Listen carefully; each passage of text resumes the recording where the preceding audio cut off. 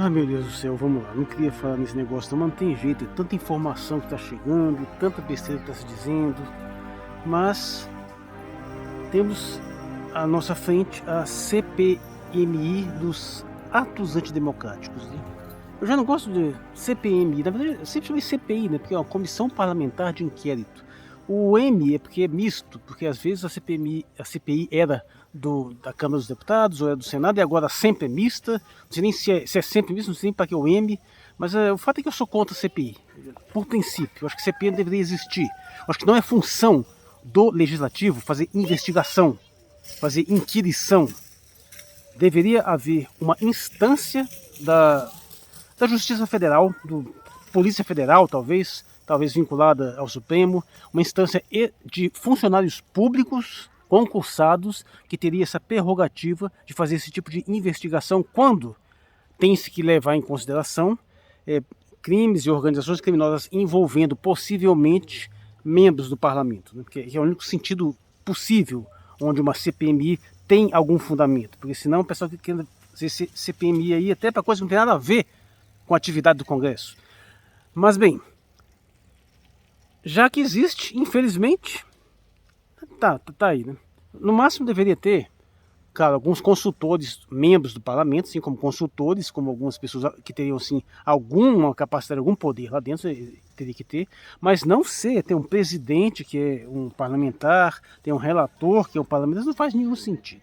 Isso deve ser atribuição do judiciário ou das polícias. Mas bom, já tem, então fazer o quê? Já vai ter mesmo, não adianta. Também não gosto desse nome dos... Sim, foram atos antidemocráticos? Foram. Mas o que me preocupa muito são duas coisas aí nessa questão toda. Primeiro, esse papo todo de defesa da democracia. E segundo, dizer que aquilo ali em si foi uma tentativa de golpe. Não foi. Existe toda uma articulação de um processo de tentativa golpista. E aquilo ali estava assim previsto. Mas quando aquele fenômeno ali ocorreu, já não tinha mais possibilidade do golpe. Aquilo ali foi basicamente o quê? Não conseguimos aplicar um golpe.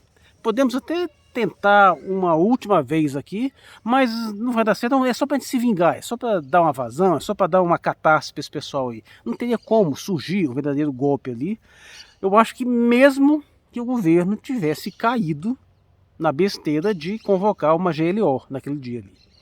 Então acho que aquilo ali foi mais uma baderna, uma retaliação, uma demonstração de mobilização que no final das contas não serviu nem mesmo exatamente para fortalecer o bolsonarismo. Eu acho que foi mais prejudicial.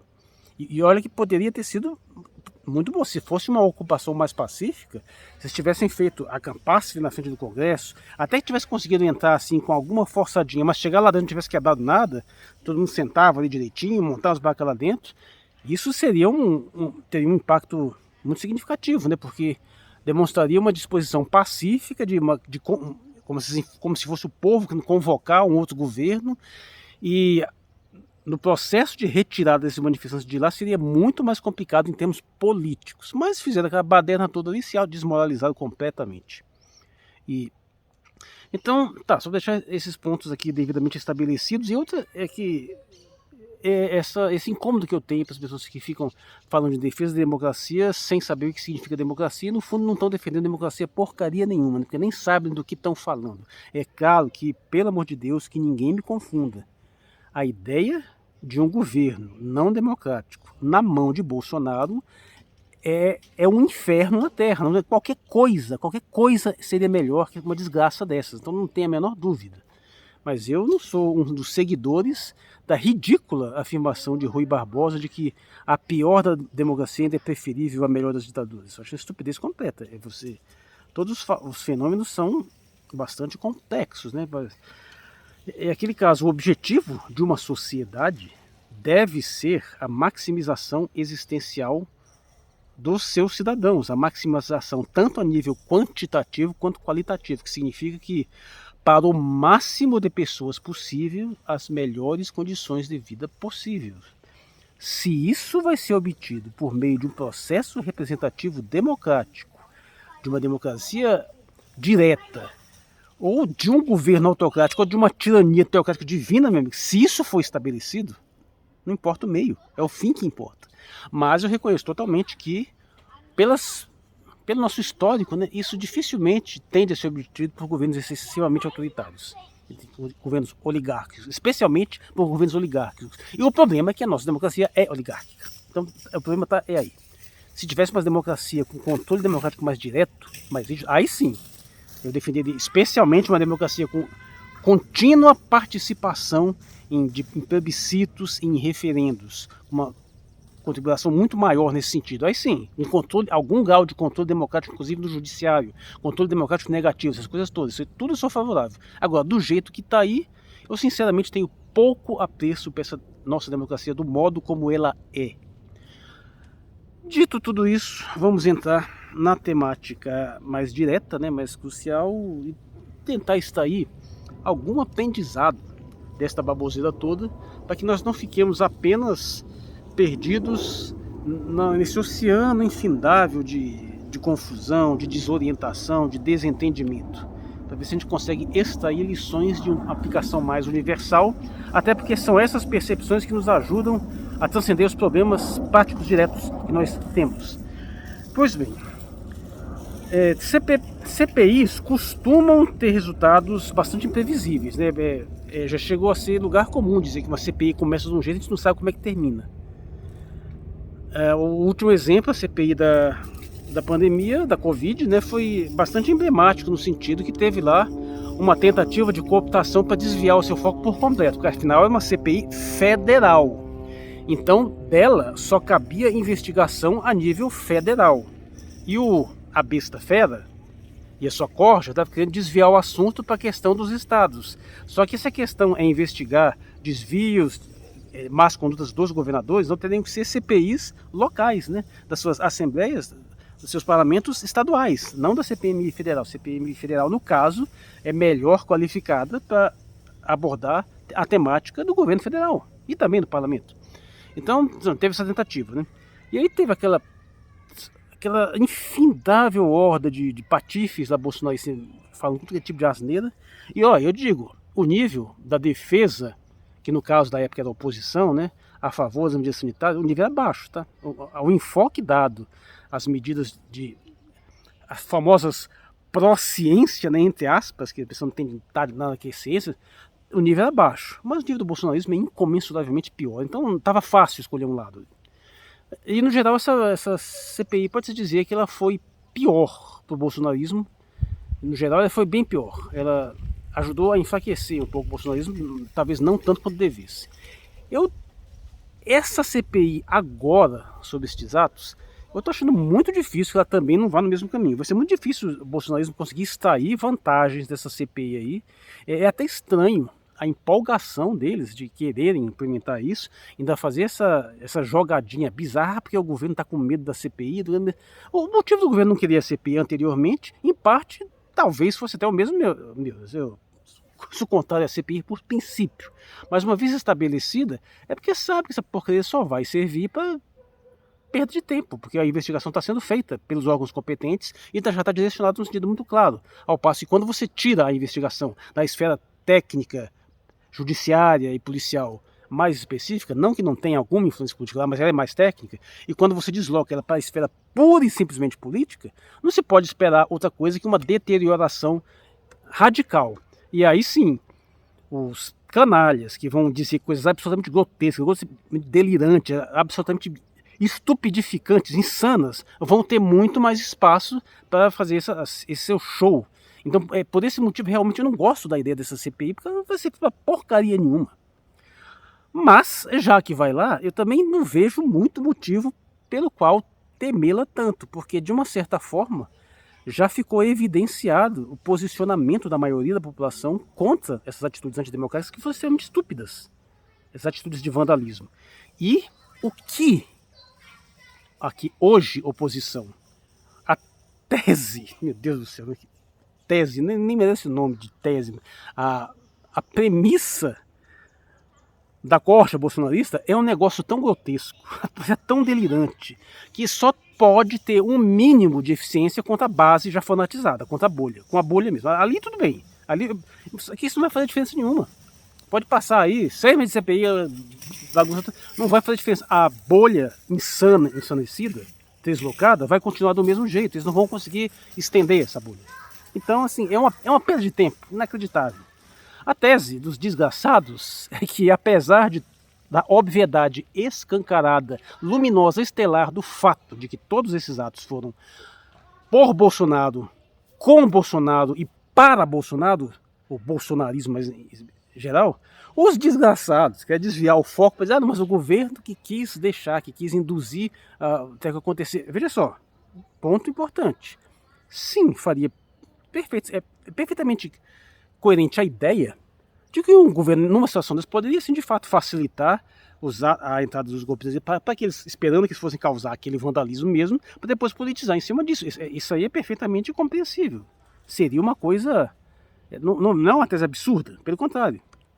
Acontece que no contexto dado, ela se torna tão inacreditavelmente idiota que você teria que se pressupor primeiro uma atitude inacreditavelmente burra, porque a situação de instabilidade ainda era alta. Ainda existia uma iniciativa golpista. Ainda existia um alto comando militar esperando que tivesse uma GLO sendo convocada. Então ainda havia um determinado risco. Você promover esse ato ali de forma deliberada teria que ser uma estupidez inacreditável. A situação estava indo bem. Já estava começando, o governo, sendo sincero, o governo Lula já tinha começado em novembro praticamente, né? E nesse sentido, toda a arrumação política prévia estava se desenvolvendo relativamente bem. Então não havia motivo para mexer num jogo que estava ganhando. Claro que com o advento da confusão toda lá, o governo conseguiu capitalizar em cima, mas porque foi muito esperto. E teve umas atitudes radicais e, de fato, eu penso que mesmo as pessoas, as mentes por trás daquele processo ali, talvez não conseguissem prever o tanto que ele desandou, o tanto que ele bagunçou. Então sim, o governo acabou se beneficiando temporariamente daquilo ali. Mas achar que ele teria sido deliberado, deixado acontecer sem ter nenhum grau de controle lá dentro, você acha que o PT tinha algum grau de controle no exército, nas polícias, em todos aqueles acampamentos de descerebrado, naquele bando de animal ali? Você acha que o PT tinha alguma capacidade de manipular aquele pessoal ali? Não, zero, nenhuma. Você pode pensar qualquer coisa do Lula do PT, mas eles não são retardados mentais, bicho, por favor. Era um risco altíssimo, não fazia sentido fazer isso. Sem contar o óbvio, né? Porque o que aconteceu é que sim, houve evidente conivência das forças de segurança. Houve gente que... Mas todas as forças de segurança são claras e diretamente associadas aos bolsonaristas. Você viu a tropa de choque recuando. Você viu a negligência do governo do DF. Você viu a negligência do secretário de segurança, escancaradamente bolsonarista. Tudo isso foi evidente, mas todos esses desgraçados eram para o Bolsonaro. É a gangue, a quadrilha do Bolsonaro. E aí sim, se há um erro crucial, terrível no governo, foi não ter feito a limpa imediatamente, se é que teria força política para isso. Como que se trata de um governo de hipercoalizão, uma frente amplíssima, que eu, desde o primeiro instante, eu disse que não teria como prestar. Eu disse isso lá no meu vídeo do Lula e Alckmin, eu já comecei a dizer desde aquele tempo, que não fazia nem sentido isso, achar que Lula precisava de Alckmin para nível popular ganhar ali, pelo contrário, acho que ele perdeu. Claro que no nível de articulação política interna isso tem uma vantagem inegável, mas a nível de voto popular, não, sinto muito. Estou dizendo desde o começo. Mas a amplitude dessa frente deixou ela cheia de buracos, nós temos vulnerabilidades. E o fato é que não adianta. Esse é um princípio básico, né, do próprio poder em si. Não dá nem para dizer. Não adianta você simplesmente trocar o comando de uma instituição, tirando aquele sujeito lá que apoiava um determinado viés, se praticamente toda a tropa dele apoia aquele mesmo viés. O cara que for colocar lá vai ter dificuldade de estabelecer o comando. Por sorte, não é todas. Não é toda a polícia, não é todo o exército, não é todo mundo que tem esse viés. Existe uma de manobra, e dada a hierarquia militar, basta você fazer uma série de substituições em postos-chave para você já neutralizar. Mas no caso do GSI, no caso da segurança interna do Planalto, era óbvio que você tinha que passar o rodo. Tinha que trocar todo mundo, porque estava cheio de bolsonaristas lá dentro. E tinha gente... Quando os bolsonaristas dizem que estava governando o país era o Heleno, sabe aquela loucura toda? Por mais boçal que fosse, tinha pelo menos um ponto de contato, um pontinho de contato na realidade, é que estava cheio de helenista dentro lá do gabinete Planalto, isso é verdade. Mas o ponto é que nesse ponto vai falhar. E aí chegando lá no nosso, engraçado que apelidado o cara de G. Dias, né? É o Gonçalves Dias. Ele, apesar de quase todos a turma do PT diz que ele é totalmente de confiança, etc. Eu fico meio preocupado, porque o cara já tá velho. Eu sempre fico, olha, me chame de gerontofólogo, mas a gente tem que tomar mais cuidado com o pessoal quando depois que passa de 70 anos, às vezes começa a ter um envelhecimento precoce, às vezes então eu já fico um pouco preocupado com esse pessoal mais velho, apesar de que eu reconheço que tem gente mais velha ainda com absolutamente lúcida, e esses são os melhores. O cara, quando já está em idade mais avançada, de tipo 80 anos, e continua lúcido, esse é o melhor sujeito. A cabeça dele está boa porque ele consegue acumular toda a experiência acumulada e uma inteligência avançada. Mas sempre existe o risco do sujeito começar a ter problemas. E num contexto desses, numa área totalmente tomada por bolsonaristas, que é a área militar, eu fico bastante preocupado. Porque esse sujeito pode ser que ele não seja um bolsonarista, não sei, mas ele está em contato com um monte de bolsonaristas. E não só o problema, aí não é apenas você, não basta você não ser bolsonarista, você não pode confiar em bolsonarista. Meu amigo, se você acha que você simplesmente tomou como o pessoal que todo mundo é bolsonarista fanático, mas agora vai deixar de ser, então você não entendeu o bolsonarismo. Não dá para confiar, tem que tirar todo mundo. A não ser aquele que nunca foi um bolsonarista muito entusiasmado, tá vendo? Mas e dá para você reconhecer isso. Mas também dá para reconhecer claramente o caso contrário. Então, o fato do Gonçalves Dias, né, o G. Dias, achei engraçado porque G. Dias, porque ficava assim no Jedi, né, Jedi. O fato dele não ter feito essa limpa depõe terrivelmente contra ele. Eu até tendo a achar que as imagens que a CNN liberou, por que essa desgraça da CNN veio do Brasil, meu Deus, por que deixar essa praga entrar aqui? Mas eu até acho que foi manipulado mesmo, foi para ferrar o cara.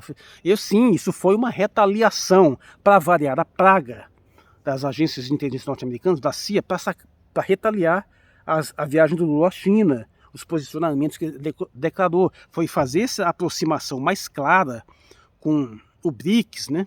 Foi fazer um posicionamento, não é nem um posicionamento pró-Rússia, não, é um posicionamento que não foi anti-Rússia, já foi suficiente para desencadear uma série de reações em toda a nossa sórdida e maldita grande imprensa, que sempre trabalhou em conluio com a praga da plutocracia norte-americana, CIA inclusa. Então bastou isso para iniciar esse processo de retaliação direta. E isso é só mais um desses elementos. Essa história das imagens ter sido liberadas antes já é um problema sério. De qualquer modo, sim, eu desconfio desse sujeito. Não, nem tanto pela má fé, mas da sua competência. Afinal, tem uma diferença bastante grande, né? Você fazer parte da equipe de segurança e você gerenciar uma situação tão mais delicada quanto foi essa geral aí, né? Então, sim, foi demitido, beleza, coisa toda. Agora, o que esse raio dessa CPI vai fazer com essa palhaçada? Que tipo de loucura? Meu Deus do céu, que demência, que perversidade grotesca esses animais desgraçados vão inventar para tentar fazer um link de que você pode ignorar todos os fatos concretos da realidade e fingir e desviar o foco da investigação para a culpabilidade do governo nesse processo de invasão. Porque ainda que fosse verdade, sim, temos provas cabais que o governo deixou intencionalmente, o Lula e deixaram invadir lá para pau quebrar, para depois se aproveitar da situação. Ainda que isso fosse verdade, isso não muda o fato de que tinha uma corja de bolsonaristas apoiados por várias forças, inclusive pelo setor militar e várias forças empresariais, 100% bolsonaristas, 100% anti-Lula, 100% anti-PT, que fez esse serviço. O fato de você ter deixado alguém fazer tal coisa não muda o fato de que aquela pessoa fez tal coisa. Aquilo ali não foi o PT que fez aqueles acampamentos lá, não, meu amigo. Aquilo ali não era petista, não era militante do MST, disfarçado de bandeira verde e amarela, não. Deus do céu. Aquilo bolsonaristas, é o fenômeno bolsonarismo mais puro, na sua versão mais radical, promovendo aquele ato ali. Então, ainda que deliberadamente tivessem deixado o pessoal entrar para tocar esse terror, não muda o fato que eles tocaram esse terror e que esse terror teve apoio de toda a corja bolsonarista, Bolsonaro incluso. Esses fatos não mudam. Então, na melhor das hipóteses para o bolsonarista, o que você tem que fazer é que você aproveitaria para dar uma queimada no governo, enquanto o bolsonarismo é incinerado no forno infernal. Vai dar uma chamuscadinha ali. Mas parece que os mentecaptos, os sacripantas, eles querem desviar totalmente o foco da cena. Eles querem tirar o foco do fato concreto. Do bolsonarismo agindo, fazendo o que ele faz de melhor, ser bolsonarista, que aquilo ali é o bolsonarismo em sua pura essência. Eles parecem que querem eliminar esse foco concreto para dizer, não, mas o governo deixou. Sem evidência nenhuma. Além do fato dos indivíduos que efetivamente, nos níveis da cadeia de comando, colaboraram com o processo e já estão presos. O principal responsável está preso já, o Anderson Torres. E essa doença do Anderson Torres é desconfio, duvido nada desse sujeito aí qualquer dia amanhecer morto. E sem contar com palhaçadas, inclusive não posso nem falar muito, porque outro dia o Rui Costa Pimenta, que é um sujeito que eu acompanho direto, também falou essas neiras aí. Ah, mas o Anderson Torres nem tava no Brasil. Pá, toma no cu, porra. Claro que não tava no Brasil, daí. Bolsonaro não tava no Brasil, daí. Esse não é o mais básico, mais beabá do álibi, do mandante do crime. É esse. É pra isso que ele manda cometer o crime, é pra ele mesmo não ter que ir lá, porra. E aí ele cria esse álibizinho safado, porra. Esse é o básico. Muitíssimo mais suspeito é o fato do cara ter se ausentado no primeiro dia de trabalho. Eu já achei extremamente problemático ter liberado o desgraçado Ibanez, né, que é o governador de Brasília. Esse cara ele não deveria ter sido deixado voltar para o cargo, infelizmente deixá-lo, para tocar seu pacote de canalices aí também, que é outro patife desgraçado. Mas o fato é que aqueles que efetivamente, tá claro, tá inequívoco, a conivência com o processo de invasão de depredação, esses, os que estão presos já. Ou pelo menos já foram presos, já foram identificados, já estão sendo processados. Então esses não tem que mudar. Você não vai convencer ninguém que Anderson Torres trabalhava Lula, meu irmão. Você não vai convencer ninguém que o Ibanez, por mais político, esperto, como ele é advogado, por mais esperto e malandro que ele seja, que ele não preferia Bolsonaro do que Lula. Você não vai convencer ninguém que aqueles, esqueci o nome daqueles comandantes da polícia militar de Brasília não eram bolsonaristas, porque isso é escancarado. É escancarado, bicho. Não é questão de, não existe possibilidade para dúvida. Não é que toda a polícia militar seja, não, mas a maioria é. No mínimo, 60%. Então, e como que você vai fazer essa conexão? O que eles vão fazer? Diante de todos aqueles fatos que agora vão ser demonstrados, que essa CPI vai servir porque vai trazer a público aquilo que está sendo levantado pela investigação da Polícia Federal e pela DSTF. O fato de que o financiamento de empresários bolsonaristas, a participação de políticos bolsonaristas, estão lá uns documentados, todas as declarações pró-golpe, todo aquele processo do qual aquela quebra lá do dia 8 é basicamente a consumação de todo um processo que vem se arrastando há meses, ou talvez, se pensar melhor, há anos, com toda, de uma clareza tão absurdamente cristalina, que você não dá para fazer nada com quem não quer ver. É aquele caso, não importa, a melhor imagem da sua tela Full HD, QLED, maravilhosa, perfeita, não vai fazer diferença se a pessoa for cega. Ou melhor, se a pessoa fechar, até a analogia é melhor, se a pessoa fechar os olhos, né? Então, e o caso é esse. Para o bolsonarista é inútil. Nada vai fazer diferença para essa corja. Então não adianta você querer convencer, então disso você tira da cabeça. Agora, o que eu estou querendo deixar claro é que a bolha bolsonarista está fechada. Ela não vai também conseguir convencer a população de que aquilo ali foi o Lula. Vai fazer o que? Né? Veja, Lula sabia. Não, isso não vai pegar. Isso não tem cabimento. Isso o pessoal distingue. Então não, o bolsonarismo não vai ganhar muita coisa com esta CPI. A não ser, né, claro, a gente tem que sim fazer essa ressalva, porque o mundo dá muitas voltas, sei lá, parece um fato absolutamente desconhecido, mas até agora, todos os fatos desconhecidos, todos têm sido prejudiciais para o bolsonarismo. A começar por esse caso das joias, aí, que vai de mal a pior, né? Mas faz diferença para o bolsonarismo? Não. Então o que nós temos nessa CPI vai ser um espetáculo grotesco de baixíssimo nível, onde o que tem de auto-evidente, o que tem de nível alto, é óbvio, todo mundo já sabe. Todo mundo já sabe que para que serviram esses atos, qual era a pretensão, qual que era a ideia. Assim, na cabeça daqueles imbecis era um golpe mesmo, que eu digo, já não tinha mais condição de fazer um golpe de fato, já era tarde, foi só para não perder a viagem, né? Literalmente. Então, mas a gente sabe tudo isso que a gente já sabe, não precisa de CPI para demonstrar isso. Talvez para você conseguir forçar mais alguns dos parlamentares que não deveriam ter sido nem permitidos. O imbecil desse Alexandre de Moraes tinha que ter promovido o barramento de todos esses parlamentares eleitos que corroboraram para esses atos, e foram muitos e escancarados, nem que sejam declarações escancaradas nas redes sociais. Alguns deles estavam até presentes lá, não exatamente dentro, praticando os atos, não, mas presentes assim, sabe-se que eles estavam ali próximos, observando, estiveram nos acampamentos, deram declarações de apoio o tempo todo. Então isso aí não tinha nem que ter sido permitido. No mínimo 8 bolsonaristas não deveriam ter sido permitido tomar uma posse, mas deixar essas pragas entrar para ir lá fazer merda. Agora vamos fazer nessa CPI. Já teremos o maldito do Eduardo Bolsonaro lá como membro da CPI. O que esse desgraçado vai fazer lá? Além de jogar aí na cara dele que ele queria fechar o STF com um cabo e um soldado. Então vai ser um espetáculo absolutamente lamentável. O que quer que seja trazido à tona já seria trazido cedo ou tarde pela imprensa, pela polícia, pelo lá o que for. Mas talvez tenha alguns elementos interessantes. Eu acho que vai ser pior ainda para o bolsonarismo, mas que também não vai fazer diferença para a bolha, porque aquele caso, bicho, isso não é força de expressão, e eu já tenho vários vídeos aqui onde eu explico isso detalhadamente. Bolsonarismo é doença mental.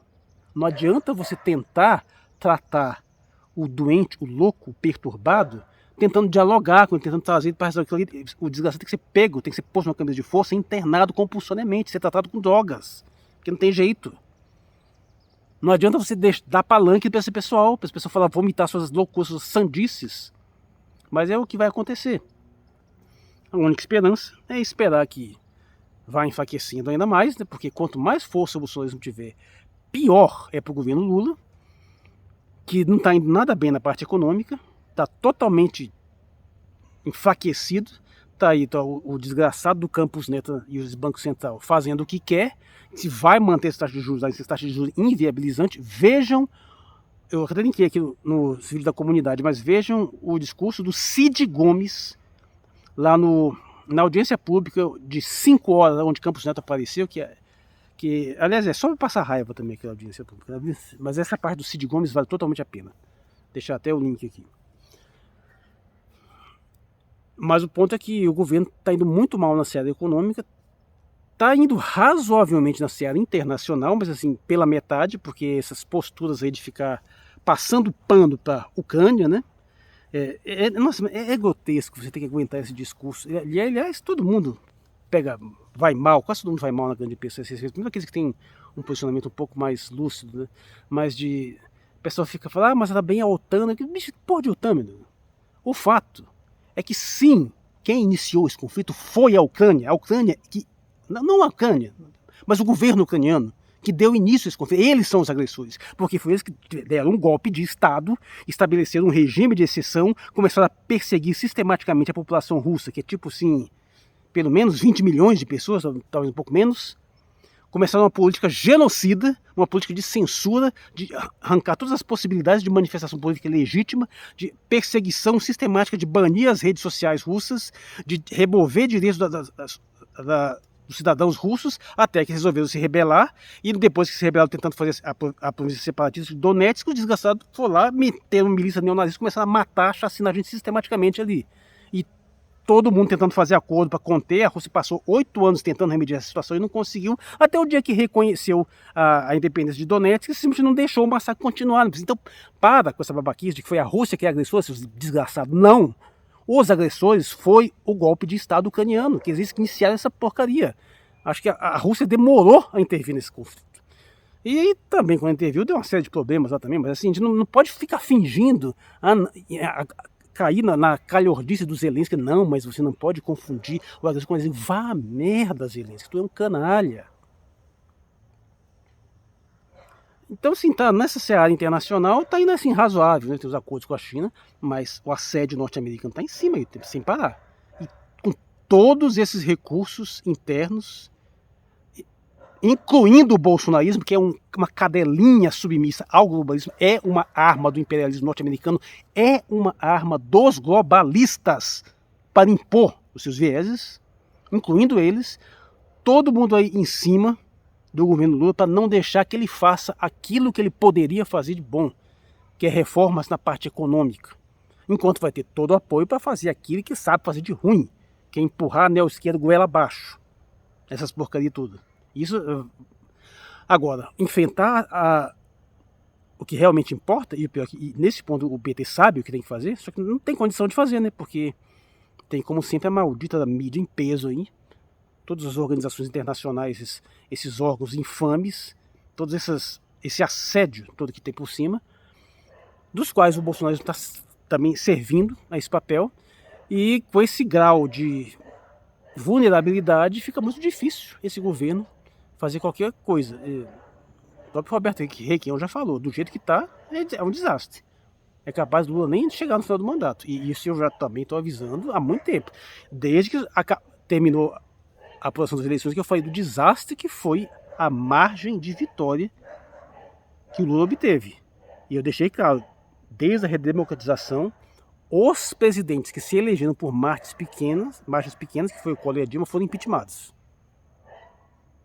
Os que conseguiram, e tanto Fernando Henrique quanto o próprio Lula, quanto o primeiro governo da Dilma, eles se elegeram por margens grandes. Margem pequena é impeachment à vista. E essa margem pelo qual o Lula ganhou foi a menor de todas, até porque sim, também está evidente, os crimes praticados pelo Bolsonaro para ganhar essa eleição são infindáveis. Até o Campos Neto teve que admitir isso hoje nessa porcaria, nessa audiência pública aí, né? Porque diz que nunca se mexeu tanto enquanto nesse processo eleitoral, nesse último processo eleitoral. Subiu as taxas de juros, foi subida lá. E o desgraçado até a cara de pau, não, mas nós não subimos a taxa de juros enquanto estava do governo Lula. Não, a gente subiu lá em dezembro, né, desgraçado?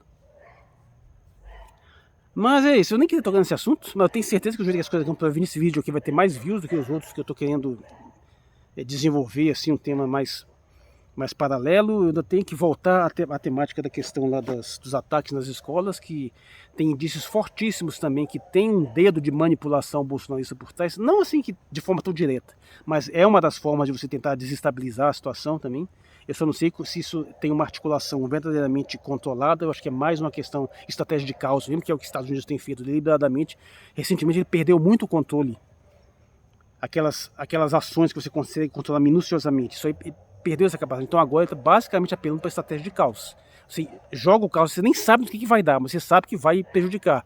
Então você vai jogando estratégia de caos para destabilizar seus adversários. Você está fazendo isso direto. Então é um verdadeiro império do caos, ultimamente. E nesse sentido o bolsonarismo está funcionando dessa forma.